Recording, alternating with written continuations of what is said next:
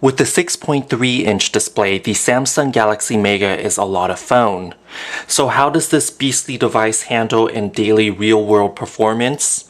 I'm Chung Nguyen for Gotta Be Mobile. Join me in this video review of the Samsung Galaxy Mega for AT&T's 4G LTE network.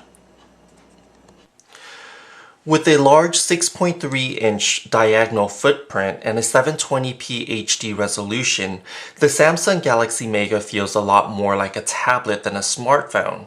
In fact, it apes its closest rival in the Samsung Galaxy lineup, which is the Samsung Galaxy Note. Here I have the AT&T Samsung Galaxy Note 2, which has a 5.5-inch display, and the recently announced Galaxy Note 3 has an even slightly larger 5.7-inch display. But stacked up against the Note, the Galaxy Mega is a little bit slimmer than the Note, while at the same time a little bit larger both in diagonal, in length, and in width. What's unique about the Galaxy Mega compared to smartphones of recent years is that despite not having a landscape-oriented sliding keyboard, the Mega can actually be used with the home screen in landscape orientation. The TouchWiz user interface automatically switches to a landscape UI, which is not possible on devices like the Note and even on the Galaxy S4 flagship phones. The Mega borrows a lot of the TouchWiz feature user interface enhancements, such as Air View, which allows you to hover your finger over the display, multi-window, which allows for multitasking, and even a Smart Stay, which automatically keeps the screen on full brightness when you're looking at it and actively using the display. The device comes with a more mid-range specs, keeping the price affordable to $150 with a 2-year contract on AT&T Mobility's network. And despite the Snapdragon 400 processor, the Galaxy Mega actually offers a pretty fluid performance. I did notice some lags when running apps simultaneously and when performing processor-intensive tasks such as downloading and updating apps while browsing the internet at the same time. So if you're using the phone just for checking your email, browsing the web, using GPS navigation, sending messages, it should perform fine without any lags. However, if you do stress the processor, you'll notice quite a bit of delay in between jumping between tasks. Let's go ahead and check out some of the feature enhancements on the Galaxy Mega. Here we're calling up the multi-window user interface, so you can go ahead and run 2 apps simultaneously. Here we're going to go ahead and launch the browser in one side of the display, and then we're going to go ahead and launch Google Chrome in the other side. This will allow you to actually view 2 browsers simultaneously side by side. If you're not comfortable using, or if you don't want to use both browsers, you can switch between emails. A number of first-party and third-party applications are supported, including Facebook, Gmail, Twitter, and YouTube. In terms of the user experience with the Galaxy Mega, I find that it performs relatively well. You can comfortably hold the device in one hand, and also you can use the phone one-handed. I'm going to go ahead and tap on the browser bar, which will pull up the keyboard. The keyboard does support swipe, so you can go ahead and swipe across to connect letters and form words. And also, if you're more of a one-handed keyboard user, you can go ahead and switch to this repositionable keyboard, which is a little bit more narrow, and so you can use the device one-handed in portrait orientation and also even in landscape, where your thumb can comfortably go from one edge of the keyboard to the furthest edge comfortably. So you do have a couple options for the keyboard to make this rather large device even manageable using one-handed, which is a nice feature.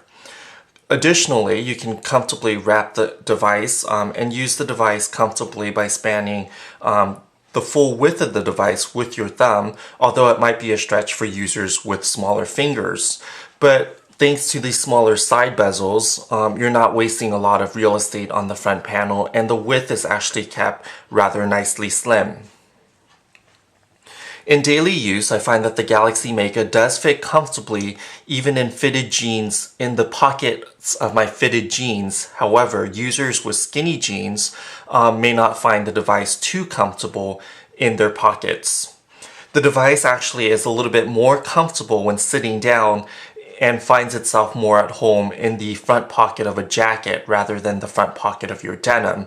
So if you have a bag or jacket with loose pockets, you might want to make that the home of the Galaxy Mega rather than the front pocket of your pants. The device does borrow a lot of the user interface without a lot of the frills from the Galaxy S4 and the Galaxy Note. In the past, in order to have a large screen display, you have to get the Galaxy Note phablet. That device comes with a stylus and other enhancements which may be frivolous to users who just want a larger screen, and there's definitely a demographic for that.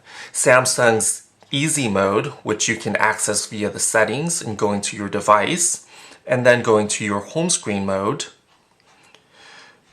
is a nice way for users who are new to the smartphone platform to adjust to a touchscreen. Here you have large buttons which are easily navigable, and a lot of the complexities of the Android UI is hidden from the users, which might be a good phone in this mode for older people or for those who may be switching from a feature phone. The Samsung Galaxy Mega allows users to just access just the basic settings and the basic apps in this mode, although you do have a complete directory of all your apps like you would on a touchscreen feature phone. So Easy Mode is a quick way for users to get oriented with the Samsung Galaxy Mega. You can always switch back to the more advanced home screen that's more familiar with the TouchWiz UI with just a quick flick of the setting button. In terms of overall usability, the Galaxy Mega's built-in apps offer users a lot of tablet-style orientation, tablet optimizations here, as you can see with the multi-pane here in the email app, where you can go ahead and triage emails by seeing who the sender is, and you can get a quick preview of your email messages here on the right hand side. However, those are only limited to the built-in apps, as the Galaxy Mega is classified still as a smartphone by Google's Android standards. As such, apps like CNN that you can download for the Galaxy Mega run in smartphone mode, so you're getting a blown up smartphone rather than a dual panel tablet orientation like on the CNN tablet app for the Samsung Galaxy Tab series.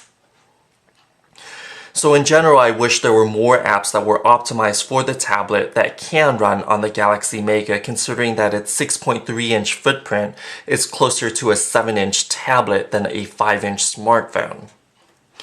In the end, the Galaxy Mega is a lot of phone. It's a big phone, but it benefits greatly from AT&T's 4G LTE network, which delivers speedy downloads. In San Jose, California, I average speeds between 15 to 20 megabits on the download side and around 5 to 10 megabits per second on the upload side. The more modest specs, 8 gigabytes of storage on board, along with a Snapdragon 400 processor and only 1.5 gigs of RAM, allows AT&T and Samsung to keep the cost low. However, it does have a user removable back battery cover like the Samsung Galaxy S4, so you can always add more storage with a stacked micro SD XC card slot on top of a micro SIM slot. Here I have a 64 gig SanDisk card inserted, so I have 64 gigs here plus the 8 gigs that are on the device. Battery life is generally good and will last me over a day of moderate use, thanks to the 3200 milliamp hour battery, which powers this large 6.3-inch display and 720p resolution. On the back, you do have a Samsung Galaxy S3 era camera, which has 8 megapixels of resolution along with a single LED flash.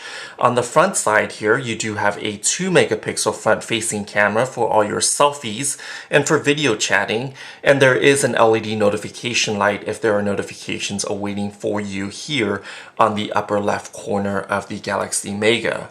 The device in general borrows a lot of its aesthetics from the Galaxy S4, including the glossy trim with the textured or patterned backing, and also the home button flanked on either side by capacitive touch buttons. The Galaxy S4 Mega is an excellent mid-range device for those who prefer a larger screen that's still portable and who may not want to buy both a tablet and a smartphone. In doing so, Samsung has given users a great compromise in form factor and delivered an affordable and easy to manage and carry package in the Galaxy Mega. It's not the megaphone of yore, it's definitely a modern piece that a lot of users might find intriguing given its large screen size and tablet usability. I'm Chung Win for Gotta Be Mobile. Join us on gottabemobile.com for more information and details about the Galaxy Mega and read our full review on the site. Thanks for watching.